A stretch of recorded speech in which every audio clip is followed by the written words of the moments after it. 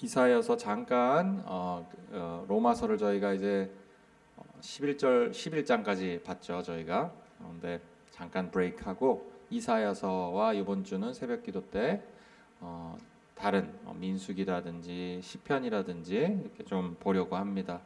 오늘은 이사여서 55장인데요. 이사여서는 이사야가 적었죠. 근데 이제 예언이 포함되어 있습니다. 예언이고 예언서고, 오늘 저희가 볼 말씀은요 55장은 예언을 했는데 그 예언이 누구에게 한 것인가를 먼저 저희가 알아야 합니다. 이 이스라엘이 북이스라엘 남유다 이렇게 나뉘었다가 이제 아시리아, 그리고 위에 북이스라엘은 아시리아한테 먼저 이제 디포테이션이라 그러죠. 이제 끌려갑니다. 끌려가고, 그리고 밑에 이제 남유다죠. 남유다는 나중에 이제 끌려가요. 한 3번에 걸쳐서 끌려가는데 그 중에 이제 예루살렘 성전도 무너지고 이렇게 됩니다. 전혀 예상할 수 없었던, 예상할 수 없었다기보다는 예상을 했어야 됐죠. 여러 예언자를 통해서, 선지자를 통해서 이제 일어날 것이다 했는데 그들한테는 이제 믿지 않았죠. 하나님의 말씀을 믿지 않고 다른데 이제 의지하려 하다가 결국은 이제 다 끌려가게 됐는데, 이 바빌론으로 이제 끌려간 상태에 그 상태의 이스라엘 백성들한테 이제 쓴 하나님이 말씀하시는 그 예언이라고 보는 것이 맞습니다. 지금 요 55장까지는 그렇습니다. 그래서 이 메시지는 오늘 그쪽으로 자기 나라가 아닌 다른 나라에 강제로 끌려가서 거기서 생활하게 수밖에 없는, 그리고 그곳에서 기존에 가지고 있던 모든 것을 다 내려놓고 새롭게 시작해야 되는 그 이스라엘 백성과, 그리고 거기서 적응해서 살아가는 이스라엘 백성들에 대한 이야기예요. 이스라엘 백성들을 향한 하나님의 말씀입니다. 그 이스라엘 백성들은 결국은 이민자였어요. 이민자. 이민자와 같은 삶을 살게 된 것이죠. 저희에게는 적용이 조금 더 쉬운 것 같습니다. 근데 하나님이 왜 이민자로 살게 하셨나? 저희는 대부분 강제로 징용 당하지는 않으셨을 거예요. 근데 저희는 저희가 발로 왔죠. 근데 어떤 그 이민자에 대한 삶을 경험하게 하신 것에 공통점이 있는 것 같습니다. 이민자가 어떤 삶이죠? 아까 잠깐 말씀드린 대로 여러 가지 감정을 경험하지 다른 이민자가 아닌 사람들이 경험하지 못하는 감정들을 저희가 많이 경험하죠. 이민자들의 마음에 내 집이 아닌 것 같은 느낌에 와서 알지도 못하는 한국 사람도 없고 알지 못하는 곳에 와서 적응한다는 것, 그 두려움, 그리고 긴장감, 그런 것들은 그냥 단순히 두려움과 긴장감이라는 단어로 표현이 안 될 만큼 많은 의미를 담고 있습니다. 이때도 마찬가지였을 것 같습니다. 이때도 내가 사회에 속하지 못하고 언어도 다르고 그리고 문화도 다르기 때문에 그 모든 것을 이제 경험하고 인내하고 감내해야 되는 것이죠. 무엇보다 부자가 없었어요. 이때는 그 이스라엘 백성들이 그냥 놔두고 전쟁에서 져서 끌려간 것이기 때문에 거의 베어 미니멈으로 시작했다고 봐야 되겠죠. 가서 새롭게 읽어내는 것이죠. 그냥 그라운드 업 해서 정말 새롭게 읽어내는 것이고, 모두가 부족했고 모두가 럭셔리한 삶이 아니라 꿈은 꾸지만 수일 내에 바뀔 수가 없는 그런 상황입니다. 그렇게 계속 쭉 살아오는 것이죠. 하나님이 그럼 왜 그러니까 이민자들의 삶을 살게 하셨을까요? 뭐 거기 이스라엘 백성들은 당연히 죄를, 즉 하나님을 무시했기 때문이죠. 하나님을 무시하고 죄악을 계속해서 지었기 때문에 하나님이 극단의 조치를 취한 것이죠. 더 중요한 것이 있습니다. 그 해결 방법이 이민자였다는 것이 더 중요해요. 그 해결 방법, 하나님을 찾지 않고 하나님을 앞에서 하나님을 무시하고 없는 사람처럼 하나님을 대우했다는 것에 대한 하나님의 방식이 저주가 아니라 이민자의 생활을 시작하게 하셨다는 것이 중요합니다. 왜 그럼 이민자의 생활을 시작하게 하셨을까요? 바로 결국은 하나님만 의지하게 하기 위해서입니다. 저 또한 20대 초반 때 왔지만 이 미국 와서 하나님 제대로 만났어요. 그때는 그 교회에서 태어나고 교회도 다녔지만 모태신앙이지만 열심히 다녔지만 예수님을 몰랐습니다. 예수님의 이름만 알았지 관심도 없었어요. 없는 사람처럼 살았죠. 그런데 이민 오면서 힘들어지니까 이제 유학을 오게 되면서 힘들어지니까 하나님을 찾게 되더라고요. 정말 제가 그렇게 하나님을 찾고 결국은 여기 올라서서 그리고 또 목회를 공부하고 신학을 공부하게 될 줄은 아무도 몰랐습니다. 정말. 근데 하나님이 그렇게 또 역사를 하셔서 제가 이렇게 오게 되었는데 참 그 하나님의 역사심이 참 놀라운 것 같아요. 근데 무엇보다도 하나님을 찾게 하신다는 상황을 찾을 수밖에 없는 상황으로 몰아가신다는 것은 변함이 없습니다. 지금 수천 년 전과 지금이나 우리에게 변함이 없는 것 같아요. 우리도 어찌 보면 그럼 이것은 이 이민자들에게만 해당되는 이야기일까요? 실제로 이민 온 우리는 적용이 좀 쉬울 수 있겠죠. 그냥 바로. 하지만 그런 사람들에게만 이 말씀이 적용될까요? 그렇지가 않습니다. 성경에 의하면은 우리 모두는 그리스도인들은 이 세상의 이민자다라는 것이에요. 성경에 보면 모두가 이민자와 같은 엑사일이죠. 엑소더스 할 때 그 삶에 이 세상에 속하지 않은 사람으로서 이민자인 거예요. 모두가 영적인 이민자로 살아가는 것, 이 세상에 이것이 더 중요합니다. 사실은 영적인 이민자. 내가 어디에 살든 어디에서 무엇을 하든 상관이 없는 것이죠. 영적인 이민자는 모두가 영적 그리스도를 내 주인으로 인정하고 예수님을 믿게 되는 순간부터 이제는 여기 속한 사람이 아니요 세상에 속한 사람이 아니고 그리스도에게 속한 사람이 된 것이죠.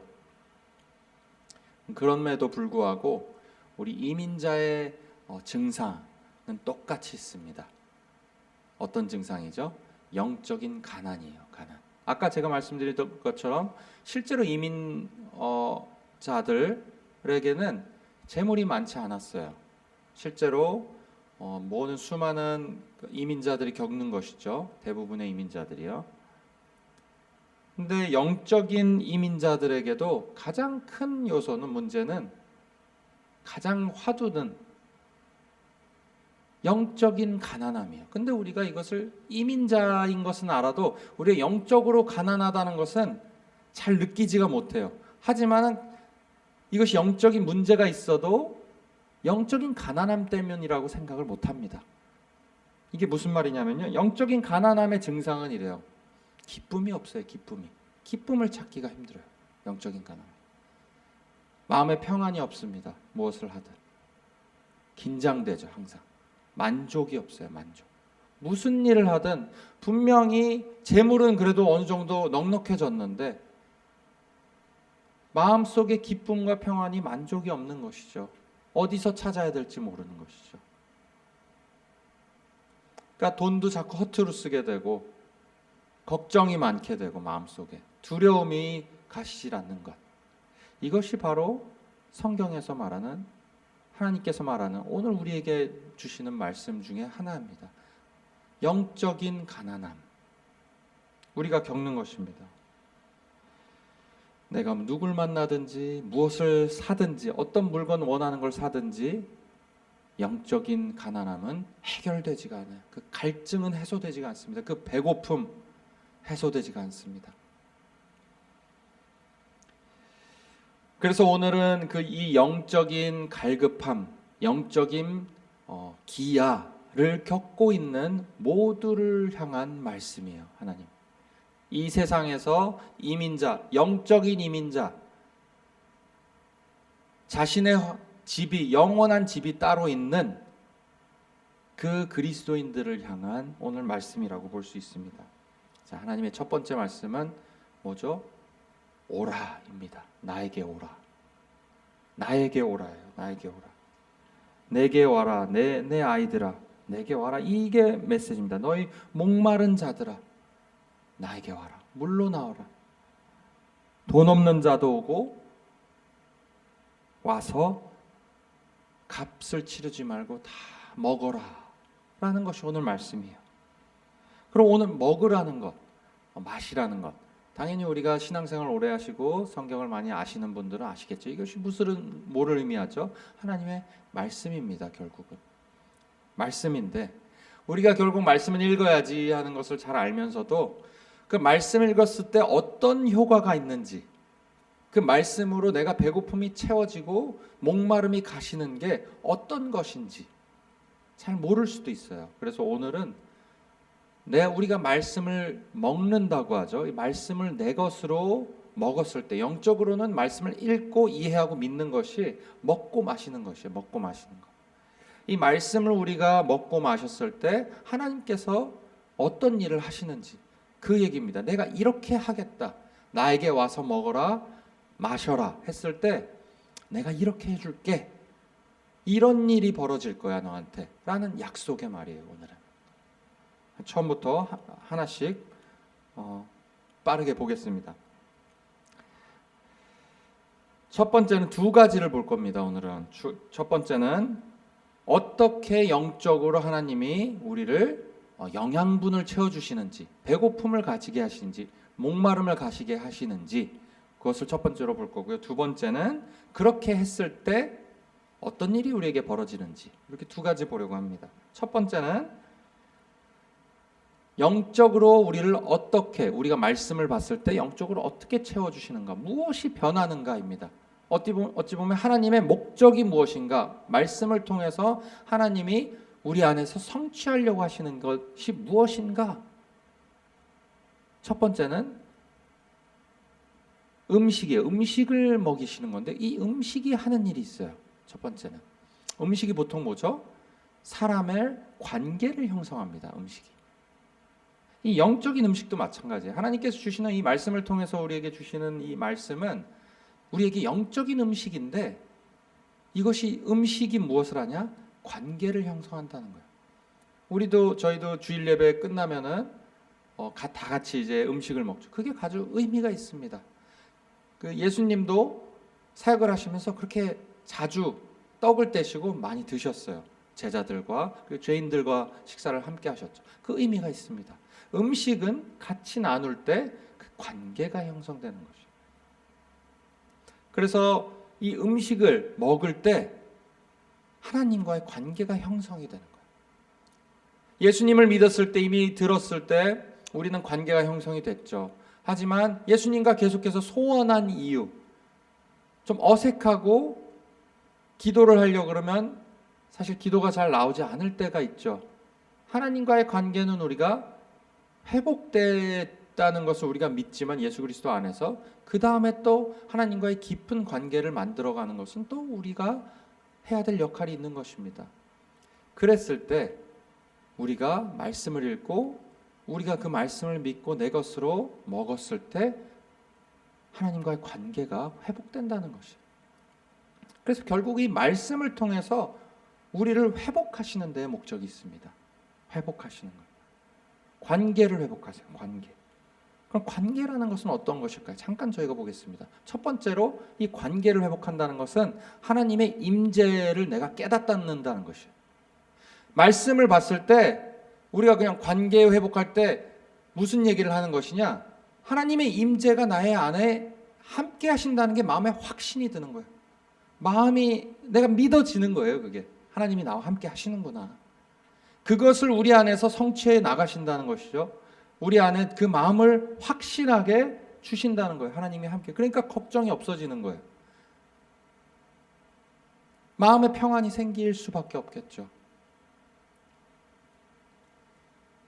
오늘 말씀을 읽지 않고 지나가지만 시간 관계상 이 다윗에게 주신 약속 뭐죠? 이것을 지금 얘기하고 있어요. 사실은 다윗에게 주신 약속을 내가 너에게도, 지금 다윗 시대가 아니죠. 훨씬 후대죠. 너에게도 주겠다라는 말씀은 결국 다윗에게 주신 약속이 세네 가지 되지만 그 중에서 가장 중요한 것은 우리에게 지금 내가 너에게 아버지가 되고 성전을 지겠다. 결국 성전은 하나님의 임재예요. 와서 내 말을 들어라. 내 그 약속, 다윗에게 한 약속을 지키겠다라는 것이 오늘 말씀의 초반 부분이거든요.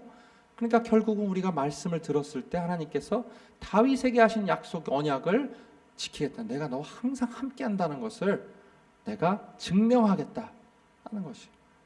두 번째는 그럼 뭐죠? 내가 너의 아버지가 되겠다라는 것인데, 말씀을 읽었을 때 관계 회복된다는 것은 이 무슨 관계로, 어떤 깨어진 관계, 서먹한 관계, 잘 모르겠는, 하나님이 어떠신 분인지 잘 모르겠는 그 서먹한 관계를 하나님께서 말씀을 통해서, 우리가 말씀을 읽고 먹었을 때 우리 마음속에 하나님은 내 아버지시구나 라는 마음을, 확신을 또 주신다는 거예요. 아버지의 loving father, fatherly love, 그 마음에 확신을 주신다는 것이에요. 하나님이 아버지 되신다.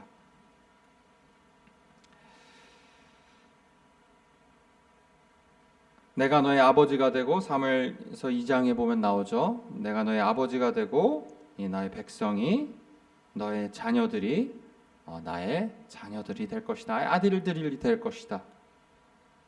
그리고 나의 사랑을 절대로 누구도 가져갈 수 없다라는 것이 다윗의 약속이었어요. 다윗에게 하신. 그러니까 우리에게 아버지 되시는 그 하나님의 그 회복, 관계의 회복을 이루시겠다는 것이에요. 하나님의 임재뿐만 아니라 내가 너를 돌보는, 내가 너를 돌보겠다, 사랑으로 돌보고 지키고 때로는 너를 훈련하겠다. discipline.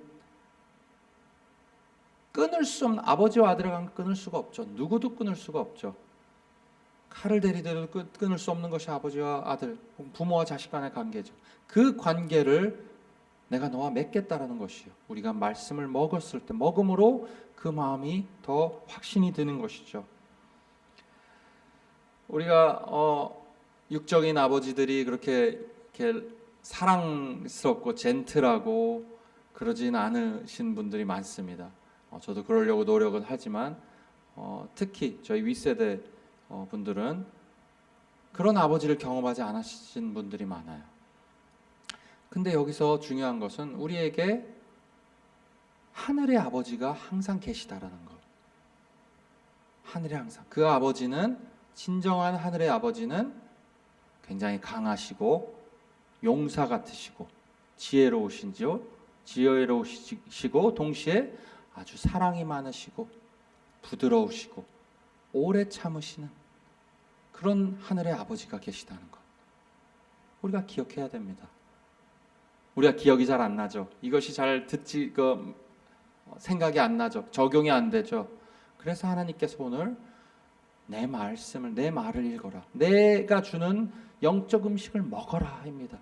여러분, 나에게 영적인 아버지가 있다라는 것의 확신이 얼마나 삶에 큰 유익을 주는지 모릅니다. 마음에 기쁨이 있죠. 그리고 내가 잘못했을 때 바로 잡아주시는 음성이 있죠.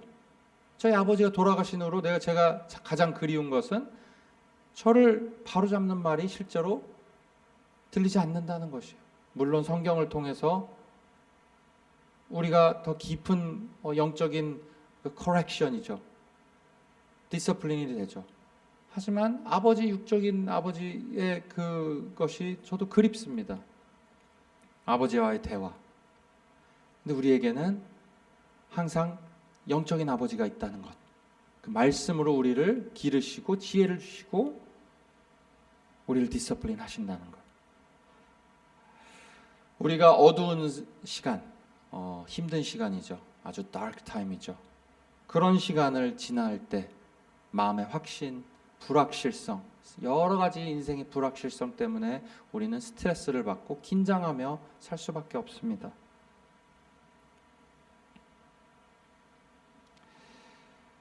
그럴 때 우리가 무엇을 해야 할지, 무엇을 생각해야 될지 모릅니다. 그래서 첫 번째는 이제 브레드를 먹는 것이고요. 두 번째는 이제 하나님의 생명수를 마시는 것.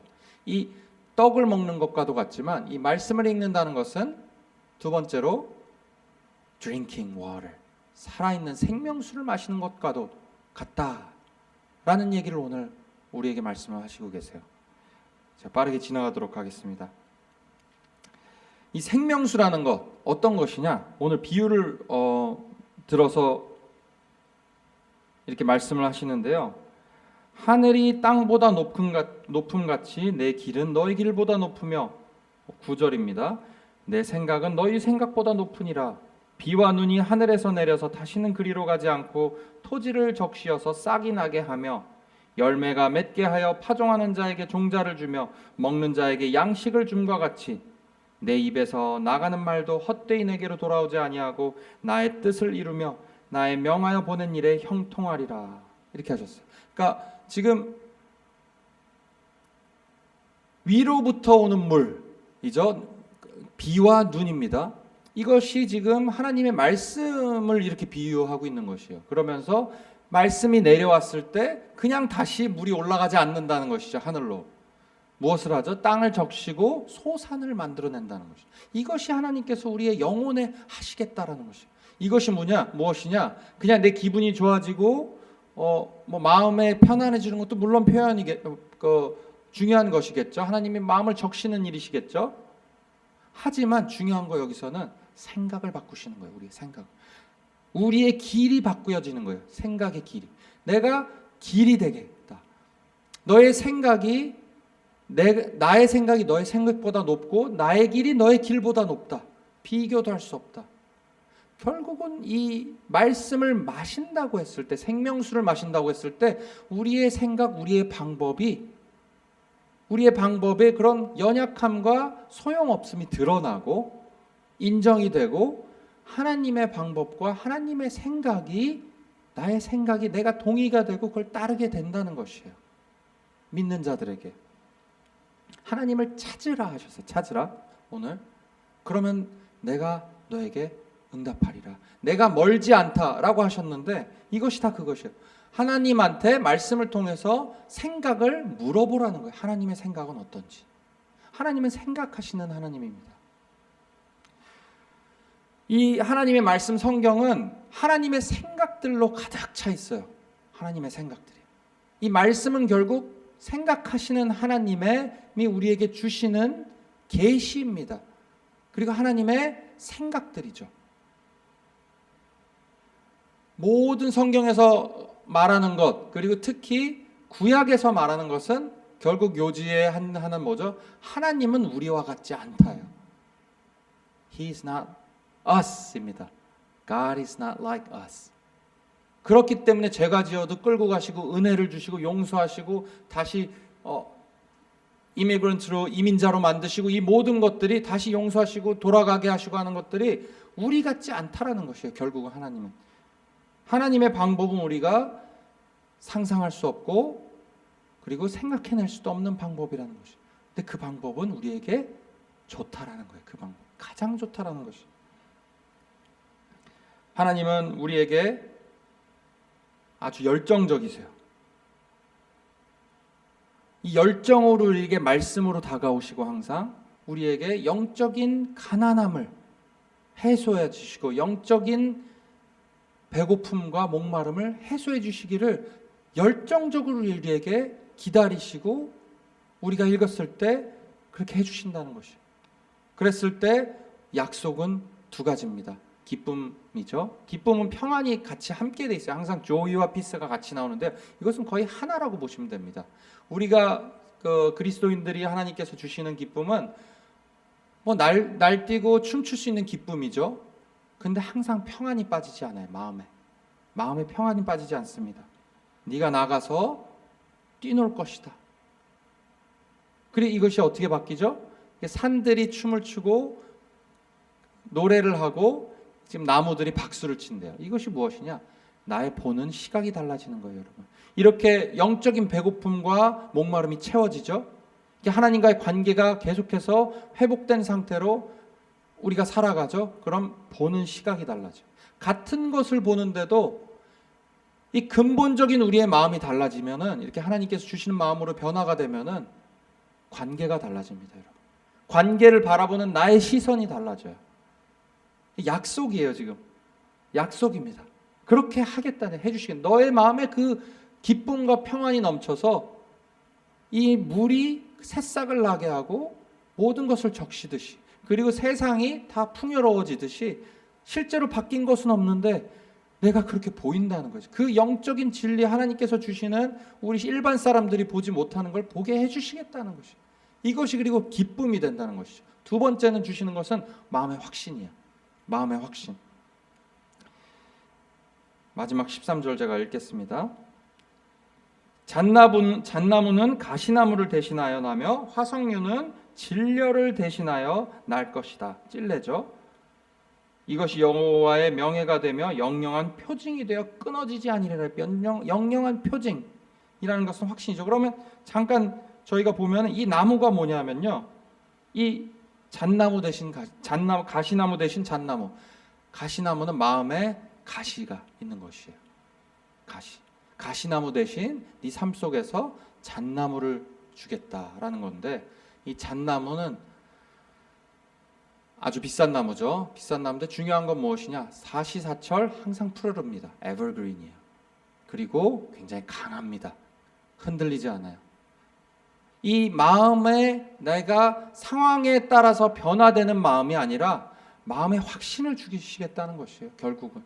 그리고 두 번째 화석류는 향기로 유명한 꽃이에요.